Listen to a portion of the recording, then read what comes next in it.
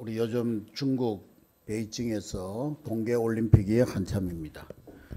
그런데 심판들의 이 오판으로 인해서 우리 한국 선수들이 이제 억울하게 탈락한 그런 경우도 있고, 또 오늘은 아침에 보니까 뭐 빙판이 잘못돼 가지고 한 선수가 넘어지면서 억울하게 탈락이 되는 그런 사건도 있었습니다.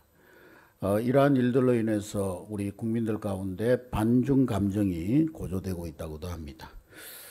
저는 동계올림픽을 지켜보면서 그런 생각을 해봤습니다. 올림픽은 인생의 축소판이다, 그런 생각을 해봤습니다. 특별히 금메달은 성공의 상징입니다. 많은 선수들이 수년간 동안 이 금메달을 따기 위해서 각고의 노력과 훈련을 하고 뼈를 깎는 그런 훈련을 통해서 이 올림픽에 참여해서 메달을 획득하는 그런 선수들이 있습니다. 그들은 아마도 성취의 기쁨과 또 더불어서 돈과 명예를 얻게 될 것입니다. 그러나 메달을 획득하지 못한 사람들은 아쉬움에 회환의 실망감으로 눈물을 흘리기도 할 것입니다. 이런 모습들 하나하나가 세상에서 성공을 위해서 경쟁하면서 분투하며 살아가는 사람들의 모습과 같다 하는 그런 생각을 해보게 됩니다. 올림픽의 모토는 보다 빠르게, 그리고 보다 높게, 그리고 보다 힘차게라는 그런 모토로 올림픽이 진행이 됩니다. 이것은 스포츠 정신을 나타내는 말이지만은, 그러나 우리 모든 사람들이 살아가는 데 있어서 이러한 구호를 가지고 인생을 살아가지 않는가 생각을 하게 됩니다. 사람은 저마다 자기 분야에서 열심히 애를 쓰고 노력을 기울여서 최고의 자리에 올라가려고 노력합니다. 모든 사람들이 자기 분야에서 금메달을 따면 좋겠다 하는 그런 생각으로 살아가지만은, 그러나 현실은 그렇지가 못합니다. 치열한 경쟁 사회 속에서 앞서가고 성공하는 사람이 있는가 하면 경쟁 사회 속에 뒤처지고 도태하는 그런 사람들도 있는 것입니다. 이런 과정 속에서 뒤처진 사람들은 물론이고 앞선 사람들도 역시 많은 스트레스를 받고 더 앞에 가는 사람들과 자신을 비교하면서 스스로 불행해지는 그런 경우가 허다한 것입니다. 실제로 심리학자들이 조사를 해봤는데, 올림픽에서 금메달, 은메달, 동메달 이렇게 딴 사람들이 행복도를 조사를 해봤어요. 우리가 생각할 때는 행복도가 금메달 딴 사람이 제일 높고 그 다음에 은메달, 동메달일 것 같은데, 이 심리학자들이 조사를 해보니까 이 메달을 딴 사람들의 만족도가 제일 높은 사람은 또 말할 것도 없이 금메달이었고, 두 번째로 높은 사람은 은메달이 아니라 동메달을 받은 사람이었다는 것입니다. 은메달을 받은 사람은 아이고, 내가 조금만 더 열심히 했더라면 금메달을 받았을 텐데 내가 왜 그때 순간적으로 실수를 해서 금메달을 놓쳤을까, 그러면서 금메달을 받지 못한 데 대한 그런 아쉬운 마음과 안타까운 마음으로 행복하지 못하다는 것입니다. 반면에 동메달을 딴 선수들은 자기가 메달권에서 밀려날 뻔했는데 다행히 그래도 동메달이라도 받았다는 것을 다행스럽게 생각한다는 것입니다. 미국의 육상 1500m 미국 국가대표였던 아벨 키비아트라고 하는 사람이 있는데, 이 사람이 1912년도에 스톡홀름 올림픽에서 우승 후보였는데 마지막 몇 메타를 남겨놓고 결국에는 추월을 당해서 은메달에 그치게 되어졌습니다. 그런데 이분이 회고록에 보면은 나이가 90이 넘도록 일평생 동안 그때를 생각하면서 잠자다가도 벌떡 일어나서 도대체 내가 그때 왜 그런 실수를 해서 금메달을 놓쳤는가, 그러면서 자기를 평생을 자책하면서 살았다는 것입니다. 이런 것을 보면서 인생에 관해 곰곰이 생각해 보면 세상에서의 성공이 무조건 행복인가, 또 행복하다 할지라도 그것이 얼마나 오래 지속되는가. 오늘 성경을 보면은 세상의 성공보다 더 귀한 것이 있다는 것입니다. 세상에서 받는 금메달보다 더 귀한 금메달이 있다는 것입니다. 올림픽에서 금메달 따는 것 좋은 일이죠. 세상에서 열심히 살아서 자기 분야에서 최고가 되어 성공하는 것 좋은 일이죠. 돈, 명예, 권세 얻는 것 좋은 것이죠. 그러나 우리에게는 그보다 더 중요한 것이 있음을 알아야 하는 것입니다. 세상의 금메달보다 더 귀한 또 다른 금메달이 있는 거예요. 오늘 본문 성경 베드로전서는 사도 베드로가 AD 64년경에 기록한 편지입니다. 당시에 네로 황제의 박해로 인하여서 베드로는 고난당하는 성도들에게, 당시에 네로 황제가 믿는 자들을, 그리스도인들을 극심하게 박해를 했는데 그 고난당하는 성도들을 격려하기 위해서 오늘 이 베드로전서 말씀을 기록하였던 것입니다. 비록 성도들이 세상에서 많은 고난을 당하지만은 그래도 감사하고 기뻐할 수 있는 이유가 있다는 거예요. 그것은 바로 세상에서 가장 귀한 금보다, 성공보다 더 귀한 것이 우리에게 있다는 것입니다. 그러면 세상의 금보다 성공보다 더 귀한 것이 뭐냐? 그것은 바로 우리가 예수 그리스도로 말미암아 얻은 구원인 줄로 믿습니다. 영생과 천국인 줄로 믿습니다. 그리고 하늘의 상급인 줄로 믿습니다. 이 세상에서는 우리가 아무리 부귀영화를 누려도 결국에는 인생무상이에요. 인생무상. 17절의 말씀해 보니까 17절 우리 다 같이 읽습니다. 시작. 외모로 보시지 않고 각 사람의 행위대로 판단하시는 일을 너희가 아버지라 부른즉 너희가 나그네로 있을 때에 두려움으로 지내라. 너희가 무엇으로 있을 때요? 나그네로 있을 때. 인생은 나그네라는 거예요. 여기서 나그네라는 말은 파로이키아스라고 하는 말인데 지나간다라는 그런 말에 유래한 거예요. 그러니까 세상에 사는 게 마치 지나가는 과객과 같다는 거예요. 그러므로 인생은 짧고 인생 가운데 행한 모든 것들은 다 허무하다는 거예요. 그래서 베드로는 베드로전서 1장 24절에서 말씀하기를 다 같이 읽습니다. 시작. 그러므로 모든 육체는 풀과 같고 그 모든 영광은 풀의 꽃과 같으니 풀은 마르고 꽃은 떨어지되. 인생이 풀과 같고 인생의 모든 영화는 그 풀의 꽃과 같다. 그래서 그 풀은 마르고 꽃은 떨어진다는 거예요. 여러분, 우리 사자성어에도 10년 세도가 없고 권세가 10년 가는 것이 없고 꽃이 붉은 것이 열흘을 가는 것이 없다고 그랬어요. 금불 10년 화무 11홍이라 그런 말이 있어요. 여러분, 세상의 권력이 10년 이상 그렇게 이 세상을 군림하는 그런 권력이 없다는 말이에요. 아무리 아름다운 꽃도 10일이 지나면 다 지게 마련이라는 것입니다. 그러므로 지혜로운 사람은 우리의 인생의 무상함을 알기에 내세를 늘 바라보며 의식하며 살아가는 것입니다. 육신의 삶을 넘어서 영혼의 관심을 갖고 산다는 거예요. 누가복음 12장에 보면 어리석은 부자가 하나 있는데 이 부자가 한 해에 농사를 지었는데 대풍이 들었습니다. 그래서 지금 가지고 있는 그 창고로는 자기가 얻은 그 재물을 다, 곡식을 다 쌓을 수가 없어서 창고를 내리고 여러 창고를 지어서 그 창고마다 가득가득 곡식을 쌓아놓고 그는 말합니다. 내 영혼아, 이제 내가 남은 인생 내 영혼 편안히 먹고 마시면서 한번 살아보자. 인생을 한번 즐겨보자. 요즘 말로 하면은 사업에 크게 성공을 해가지고 여유가 생겨가지고 남은 인생 내가 이제 한번 즐겁게 인생 한번 살아보자. 그때 하나님께서 그에게 뭐라고 말씀하셨습니까?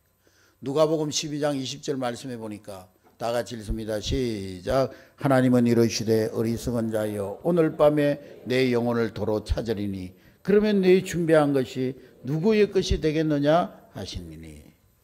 네가 막 많은 재물을 쌓아놓고 네 영혼아 이제는 내 영혼아 이제는 내가 마지막 때까지 정말 잘 먹고 잘 살고 누리면서 한번 살아보자 하지만 하나님이 오늘 밤 네 영혼을 불러가면 그 쌓아놓은 것이 누구 것이 되겠느냐. 주님 말씀하고 있는 것입니다. 인간은 육체만이 아니기 때문에 우리는 영혼에도 관심을 가져야 되고 그 영혼이 들어갈 영원한 본향 내세에 관심을 가져야 되는 거예요. 그렇지 않으면 그는 어리석은 인생이라는 거예요. 사랑하는 우리 한내교회 성도 여러분, 우리 눈에 보이는 이 세상의 삶의 다가 아니라 우리가 이 세상 떠나는 날 영원한 우리가 가서 살게 될 하나님 나라가 있음을 잊지 않는 여러분 될 수 있기를 주의 이름으로 축복합니다. 베드로 사도는 베드로전서 1장 4절에 이렇게 말씀합니다. 베드로전서 1장 4절 다 같이 읽습니다. 시작. 썩지 않고 더럽지 않고 쇠하지 아니하는 유업을 잊게 하시나니 곧 너희를 위하여 하늘에 간직하신 것이라. 하나님께서 우리 인생들에게 천국의 영원히 썩지 않는 보화, 천국의 영원히 썩지 않는 영적인 상속 재산, 유업을 우리에게 준비해 두셨다는 거예요. 그러므로 우리 당장 눈앞에 보이는 이 세상의 것만 바라봐서는 안 된다는 거예요. 그래서 고린도후서 4장 18절 말씀에, 고린도후서 4장 18절 다 같이 읽습니다. 시작. 우리가 주목하는 것은 보이는 것이 아니요 보이지 않는 것이니 보이는 것은 잠깐이요 보이지 않는 것은 영원함이니라. 우리가 주목하는 것은 보이는 것이 아니라는 거예요. 보이는 것이 다가 아니라는 거예요. 보이는 것은 잠깐이라는 거예요. 그러나 보이지 않는 것은 영원하다는 거예요. 그렇습니다, 여러분. 우리가 이 세상에만 몰두한다면, 눈에 보이는 이 세상의 삶에만 몰두한다면 그 사람은 정말 어리석은 사람이에요. 우리가 가만히 무관심하게 있다고 해서 천국에 들어가는 게 아니에요. 로마서 3장 10절에 의인은 없나니 하나도 없다고 그랬고 죄의 싹은 사망이라고 했습니다. 그러므로 우리는 죄와 영원한 사망에서 구원받아야 하나님 나라 영원한 천국을 소유하게 될 줄로 믿으시기를 주의 이름으로 축복합니다. 그럼 어떻게 우리가 구원 얻고 천국에 들어갈 수 있느냐? 그리고 한 가지 더 욕심을 낸다면 우리가 하나님 앞에 섰을 때 어떻게 하늘의 상급을 받을 수가 있느냐? 본문 18절 19절 말씀해 보니까 18절 19절 우리 다 같이 읽습니다. 시작. 너희가 알거니와 너희 조상이 물려준 헛된 행실에서 대속함을 받은 것은 은이나 금같이 없어질 것으로 된 것이 아니요 오직 흠없고 점없는 어린 양 같은 그리스도의 보배로운 피로 된 것이니라. 오직 예수 십자가 대속의 피로 죄사함 받고 영원한 사망에서 구원을 얻게 된다는 거예요. 할렐루야.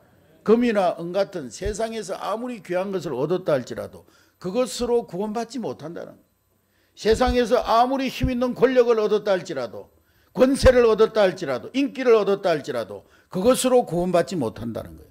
죄인은 천국에 들어갈 수 없고 영생할 수 없는데 죄 사함 받고 의인되어 천국에 들어가는 길은 대속의 길, 그 길 외에는 다른 방법이 없다는 거예요. 옛날에 노예들을 해방시킬 때 노예들의 몸값을 지불하면은 그 노예는 이제 자유의 몸이 되어져서 이제 그 악독한 주인에게서 벗어납니다. 그 노예의 몸값, 그 속전이라고, 속전. 그 속전을 줌으로 해서 노예가 그 악독한 주인의 손에서 풀려나게 됩니다. 마찬가지로 예수님의 십자가의 피값으로 우리는 죄와 사망에서 벗어나게 된 줄로 믿습니다. 그것이 바로 예수님의 대속이요 십자가의 복음인 것입니다. 이 복음을 받은 자, 이 복음을 믿는 자만이 구원 얻고 천국에 들어가고 영생을 얻게 될 줄로 믿습니다. 세상에 많은 종교들이 있지만은 그러한 하나님의 선물로 주신 이 진리를 제시하는 것은 기독교밖에 없어요. 전부 네가 노력해서 구원받고, 네가 착한 일해서 구원받고, 네가 뭔가 공로를 쌓아서 구원받고, 네가 뭔가 고행을 해서 구원받아라 그러지. 하나님의 은혜로 예수 그리스도의 대속으로 구원받는다는 것은 우리 기독교의 신앙밖에 없는 거예요. 그래서 베드로 사도는 박해받는 성도들에게 이러한 진리의 말씀을 권면하면서 베드로는 자기를 억압하고 핍박하는 사람들 앞에서도 담대히 외쳤습니다. 사도행전 4장 12절의 말씀해 보니까 다른 이로서는 구원을 얻을 수 없나니 천하인간의 구원을 얻을 만한 다른 이름을 우리에게 주신 적이 없음이니라. 할렐루야. 따라하겠습니다. 다른 이로서는 구원을 받을 수 없나니 천하 사람 중에 구원을 받을 만한 다른 이름을 우리에게 주신 적이 없음이니라. 사도 바울은 본래 예수 믿는 사람들을 아주 핍박했던 사람이에요. 그러던 바울이 부활하신 예수님을 만나고 변화되어졌어요. 복음을 깨달았어요. 그래서 빌립보서 3장에 보니까 그는 유대인 중에 최고의 엘리트, 그 당시에 최고의 학문을 배우고 최고의 가문에서 태어나고 최고의 권력을 가졌던 엘리트였습니다. 온갖 세상의 부귀영화를 소유했던 사람이었습니다. 그러나 세상의 그 어떤 것으로도 얻을 수 없는 구원을 십자가 복음으로 얻을 수 있기에 이 바울은 그것을 깨닫고 세상의 모든 것을 배설물로 여겼다고 그랬어요. 그래서 그는 복음을 믿었고 천국 영생을 확신했고 그리고 자신의 인생을 복음 전파를 위해서 헌신했습니다. 결혼도 하지 않고 홀몸으로 자기는 복음 전환을 위해서 자기의 삶을 하나님 앞에 바쳤습니다. 믿음으로 구원받았지만은 남은 생에 헌신하고 충성함으로 천국의 상급을 얻고 싶었던 것입니다. 그러므로 사랑하는 성도 여러분, 세상의 성공보다 세상의 금메달보다 더 귀한 것이 무엇입니까? 그것은 바로 예수 십자가의 보혈인 줄로 믿습니다. 그리고 그 복음을 깨닫는 믿음이 세상의 금메달보다 더 귀한 그러한 메달인 것입니다. 1996년도에 미국의 애틀랜타 올림픽 때 어느 선교단체에서 사람들이 각국에서 온, 세계 각국에서 온 사람들에게 전도지를 나누어 줬어요. 근데 그 전도지 그 표지에 뭐라고 되어 있냐면은 금보다 귀한 것, more than gold, more than gold, 금보다 귀한 것, 그게 적혀 있었어요. 그리고 그 다음 페이지를 펼쳐보면 금보다 귀한 것, 그것은 바로 오직 예수 그리스도의 피입니다. 할렐루야. 여러분, 누가 과연 고귀한 인생입니까? 이 세상만 생각하면서, 육신만 생각하면서 성공한 사람, 그 사람은 금메달을 딴, 세상에서 금메달을 딴 사람일 것입니다. 그러나 영원한 내세가 있기에, 우리에게 영원한 하나님 나라가 있기에 예수 십자가를 믿는 성도, 그가 바로 진정으로 고귀한 금메달리스트인 줄로 믿습니다. 성도는 고귀한 인생이기에 엄벙덤벙 함부로 살 수 없는 것입니다. 인생은 나그네인데 특별히 성도들은 거룩한 나그네임을 자각해야 되는 거예요. 따라하겠습니다. 나는 거룩한 나그네이다. 그 거룩한 나그네는 어떻게 살아야 됩니까? 거룩한 나그네 된 우리 인생들 어떻게 살아야 합니까? 첫 번째로는 믿음의 인내를 가지고 살아야 합니다. 따라하겠습니다. 믿음의 인내를 가지고 살아가자. 세상에는 많은 고난이 있어요. 특히 성도들에게 더욱 그렇습니다. 많은 사람들이 하나님을 믿으면 고난이 없을 것처럼 만사가 그냥 그저 형통할 것으로 생각하지만 그건 착각이에요. 세상은 천국이 아니에요. 천국에 들어가기 전까지 우리는 고난의 연속입니다. 다만 하나님께서 우리를 지켜주시고 보호해 주시고 인도해 주시기 때문에 우리는 세상 속에서 승리하며 사는 거예요. 그것을 알기 때문에 우리는 믿음으로 인내하며 살아가는 것입니다. 베드로전서 1장 6절부터 7절 말씀해 보니까 베드로전서 1장 6절부터 7절 우리 다 같이 읽습니다. 시작. 그러므로 너희가 이제 여러 가지 시험으로 말미암아 잠깐 근심하게 않을 수 없으나 오히려 크게 기뻐하는도다. 너희 믿음의 확실함은 불로 연단하여도 없어질 금보다 더 귀하여 예수 그리스도께서 나타나실 때에 칭찬과 영광과 존귀를 얻게 할 것이니라. 우리는 세상에서 고난을 당하고 약간 근심이 있지만 그러나 천국의 소망이 우리에게 주어졌기 때문에 우리는 극복하며 승리하며 살아가는 것입니다. 그래서 결국 구원을 지키고 천국의 상급을 받는 것입니다. 마치 여행자가 여행을 할 때 여행자는 타국에 가서 여행하지만 항상 생각은 집에 갈 생각하고 있어요.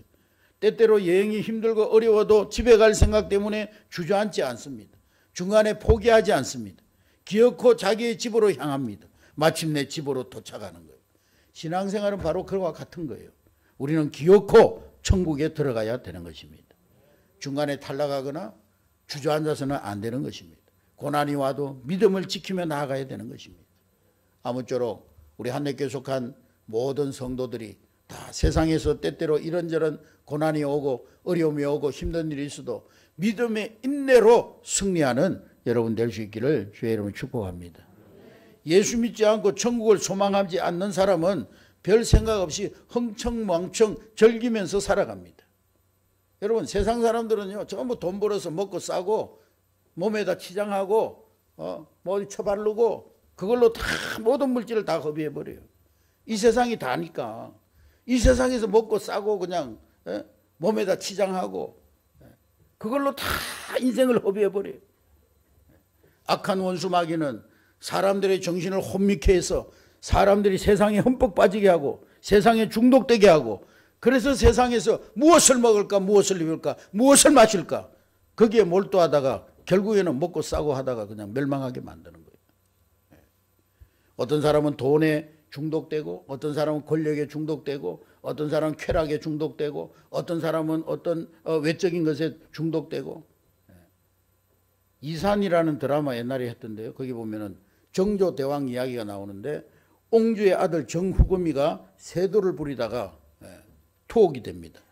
나중에 이제 사역을 받고 죽게 되는데 감옥에 있을 때 홍구경이라고 하는 사람이 찾아와 가지고 그 정후겸이를 찾아왔는데 정후겸이라는 사람이 쓸쓸한 미소를 지으면서 홍구경에게 그런 말을 합니다. 권력이라는 것은 무상한 것이다. 네가 지금은 권력을 얻었다고 기세가 당당하지만은 그러나 이 권력은 언젠가는 무너지게 돼 있다. 권력은 무상한 거다. 내가 그걸 이제야 깨달았다. 그러니까 너도 조심해라. 너 권력이 있을 때 조심해라. 그러니까 홍구경이가 쓴웃음을 지으면서 그런 대꾸를 하는 거예요. 그렇다 할지라도 나는 권력의 맛을 봐야 되겠습니다. 대감님. 그런데 얼마 후에 정후금의 예언이 적중됩니다. 홍구경이 역시 세도를 부리다가 유배를 당하고 유배지에서 비참한 최후를 맞이하게 됩니다. 여러분 세상의 권세가 그런 거예요. 우리가 멀리 보지 않아도 가까이에 우리 현대사를 봐도 우리나라의 대통령들 가운데 좋게 끝난 사람들이 몇 명이나 돼요. 그 자손들이 좋게 끝난 사람들이 몇 명이나 됩니까? 대통령 본인들도 다 망명 가고 감옥에 가고 자살하고 세상의 권세가 이런 것인데 사람들은 그 마지막을 모르고 그것을 얻기 위해서 정신없이 달려가는 거예요. 그것을 쟁취하기 위해서 수단 방법을 가리지 않고 자기의 인격도 다 팔아버리고 자기의 영혼을 팔아버리고 그것을 위해서 달려가는 거예요. 어떤 사람은 부와 쾌락에 중독되어 살아갑니다. 미국의 라스베가스에 가면은요 카지노가 있는데 그 카지노에는 세 가지가 없다고 그래요. 거울이 없어요. 시계가 없어요. 창문이 없어요. 사람들은 거울을 보면서 자기의 모습을 보고 자기의 잘못된 모습을 고칩니다. 여러분 밤새 도박하는 사람들 얼굴이 어떻겠어요? 초췌하고 그 몰골이 어떻겠습니까? 그러니까 거울이 있으면 그걸 보고 사람들이 나간다는 거예요. 그러니까 거울을 아예 없애버려요. 자기 모습 못 보도록. 시계는 뭘 말하는 것입니까? 지금 어느 때쯤 되었는가, 몇 시가 되었나 때를 알게 하는 것이 시계예요. 시계가 있으면 아이고 시간이 벌써 이렇게 됐네. 그러고 나가버린다는 거예요. 그래서 시계를 아예 없애버렸어요. 창문은 무슨 역할을 합니까? 낮인지 밤인지 밤낮을 구별하는 것이 창문이죠. 창문을 막아놓으니까요 지금 밤인지 낮인지도 모르고 그냥 맨날 며칠을 거기에 정신이 팔려가지고 거울, 시계, 창문, 인생을 성찬하고 정신을 차리게 만드는 것인데 그런데 그것들을 다 차단시키고 정신없이 먹고 마시고 놀고 그러다가 인생 파멸에 이르게 한다는 거예요. 결국에는 멸망이에요, 멸망. 그러나 우리 성도들은 그렇게 살아서는 안 되는 것입니다. 거룩하신 하나님 자녀이기에 영원한 하나님 나라 천국을 소망하면서 살기 때문에 우리는 세상 그러한 사람들과는 다르게 살아야 될 줄로 믿습니다. 성도가 뭐예요? 성도. 거룩하다는 것이 뭡니까 여러분? 뭐 걸음걸이만 거룩하게 폼 잡고 다니고 목소리만 거룩하게 한다고 거룩입니까 여러분? 다르게 사는 거예요. 세상 사람들이 사는 방식과는 다르게 사는 거예요. 세상 사람들이 돈 쫓아가고 권력 쫓아가고 인기 쫓아가고 권세를 쫓아간다면 우리는 하나님의 부르심의 상을 향하여 달려가는 거예요. 세상 사람들과 다르게 사는 것이 성도예요, 성도. 세상 사람들이 추구하는 거 다 추구하고 세상 사람들이 좋아하는 거 다 좋아하고 이름만 교인이지 살아가는 모습은 세상 사는 거 다 똑같다면 그게 무슨 성도예요, 성도.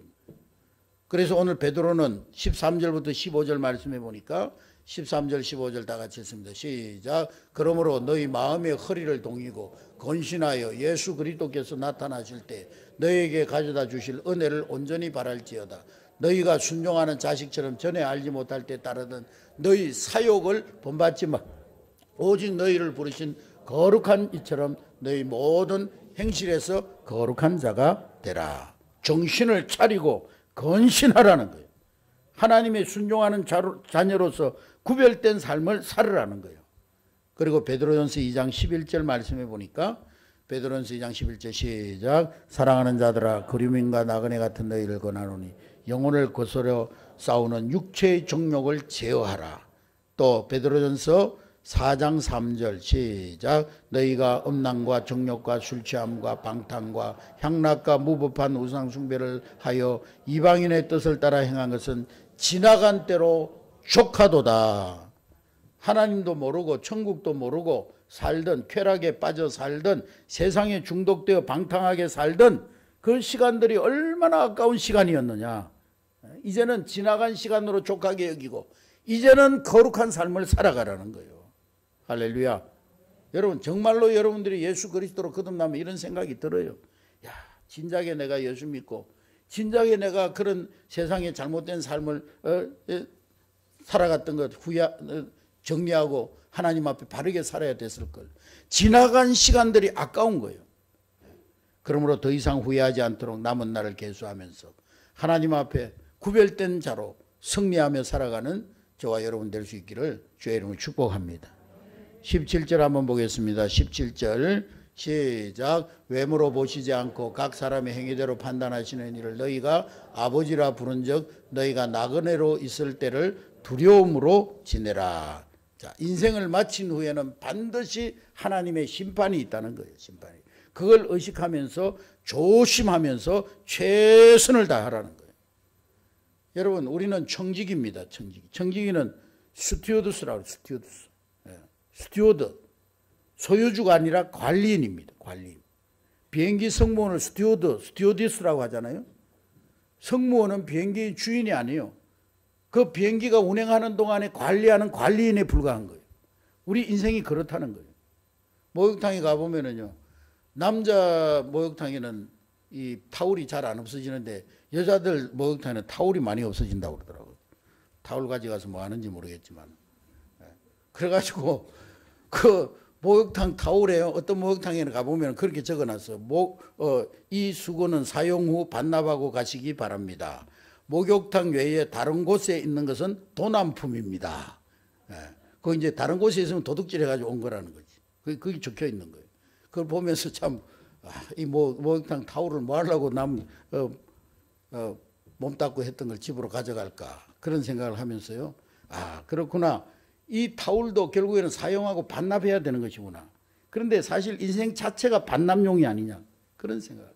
우리 인생은 다 반납용이에요. 반납용.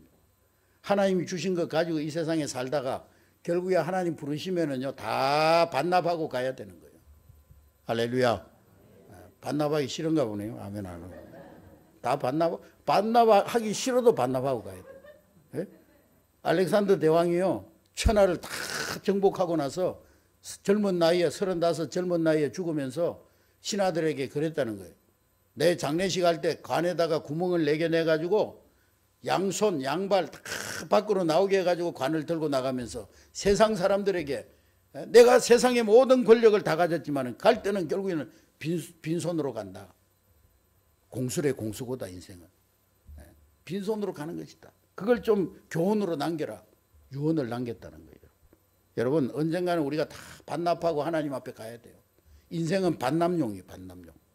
그래서 베드로가 권면하기를 베드로전서 4장 7절에 보니까 베드로 4장 7절 시작. 만물의 마지막에 가까웠으니 그러므로 너희는 정신을 차리고 건신하여 기도하라. 10절 다 같이 읽습니다. 10절 시작. 각각 은사를 받은 대로 하나님의 여러 가지 은혜를 맡은 선한 청지기 같이 서로 봉사하라. 여기서 여러 가지 은혜라고 하는 것은 하나님이 우리에게 맡겨주신 것들이에요. 할렐루야. 하나님 우리에게 맡겨주신 것 어떤 것이 있어요? 재능도 있고요. 시간을 맡겨주셨어요. 물질을 맡겨주셨어요. 건강을 맡겨주셨어요. 그리고 생명도 하나님이 우리에게 맡겨주셨습니다. 인생에게 주어진 모든 것들, 그런 것들을 얼마나 잘 사용했느냐, 그게 중요하다는 거예요. 그거 하나님 앞에 설 때 평가받을 때가 있다는 거예요. 우리가 예수 믿고 단순히 천국 가는 것도 중요하지만은 그에 못지않게 하나님의 뜻대로 하나님 맡겨주신 것들 잘 선용하면서 살았는가? 아니면 하나님 맡겨준 것 가지고 불의한 청지기처럼 자기 멋대로 자기 하고 싶은 대로 허랑방탕 사용하면서 살았는가? 그 삶의 모습을 지켜보셨던 그대로 하나님께서 상급 심판을 하신다는 거예요. 우리는 구원 심판에서는 제외됐어요. 예수 믿고 예수님을 영접한 사람은 다 그 이름이 하나님 나라 생명책에 기록됐어요. 할렐루야. 우리는 지옥 가기는 틀렸어요. 왜냐? 우리 이름은 하나님 나라 생명책에 기록됐기 때문에. 그 마지막 때에 우리는 구원 심판에서는 제외됐어요. 우리는 구원 심판 때 앞에는 서지 않습니다. 우리 이미 구원받았기 때문에. 그러나 하나님 앞에 서야 될 심판 때가 있어요. 그건 뭐냐? 상급 심판이라. 상급 심판. 네가 구원받은 자로서 어떻게 살았느냐, 거기에 대한 심판이 있다는 거예요. 그래서 조지 스위팅이라고 하는 사람이 내 인생 최고의 가장 중요한 질문은 내가 얼마나 벌었는가가 아니라 내가 얼마나 주었는가, 혹은 내가 얼마나 드렸는가? 그것이 내 인생의 가장 중요한 질문이 될 것이라고 그랬어요.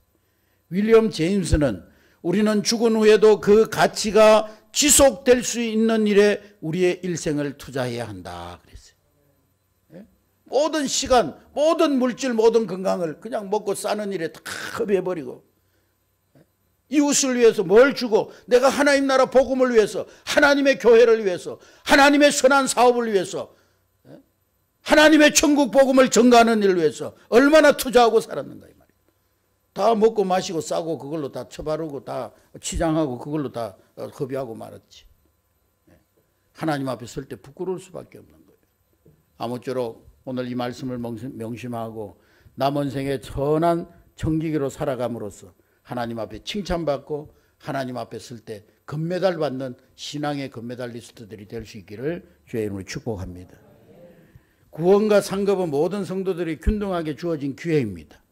세상에서는 성공하는 사람, 금메달 따는 사람이 각 종목별로 오직 한 명만 금메달 받아요.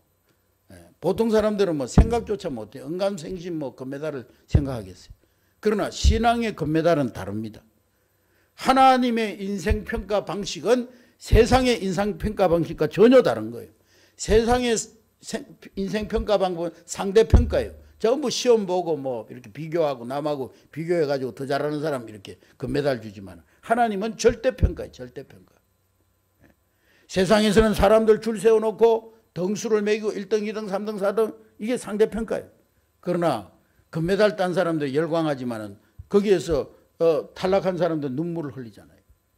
우리가 금메달 딴 사람들에게 열광하는 것은 그들의 인간 승리를 박수를 보내는 것인과 동시에 한편으로는 그 사람들 통해서 대리만족, 우리가 얻지 못한 만족을 대리만족 얻는 걸 거예요. 그러나 신앙은 그렇지 않습니다. 신앙은요, 모든 사람들이 다 금메달 받을 수가 있는 거예요. 할렐루야. 하나님은 우리 각자의 인생을 절대 한 사람 한 사람 절대 평가하는 거예요. 누구하고 비교해가지고 평가하는 것이 아니라 한 사람 한 사람 절대 평가해서 금메달을 주시는 거예요. 그러므로 우리는 누구든지 승리할 수 있고 누구든지 잘하면 얼마든지 신앙의 금메달을 딸 수가 있는 것입니다. 예수님께서 말씀하십니다. 계시록 22장 12절 말씀 우리 다 같이 읽겠습니다. 시작. 보라 내가 속히 오리니 내가 줄 상이 내게 있어 각 사람에게 그가 행한 대로 갚아 주리라. 예수님이 속히 오신다 그랬어요. 역사의 종말이 점점 가까워오고 우리 인생 개인의 종말이 점점 가까워오고 있습니다. 나는 아직 젊은데요. 나는 아직 건강한데요. 천만의 말씀. 언제 갑자기 우리에게 인생의 종말이 다가올지 몰라요.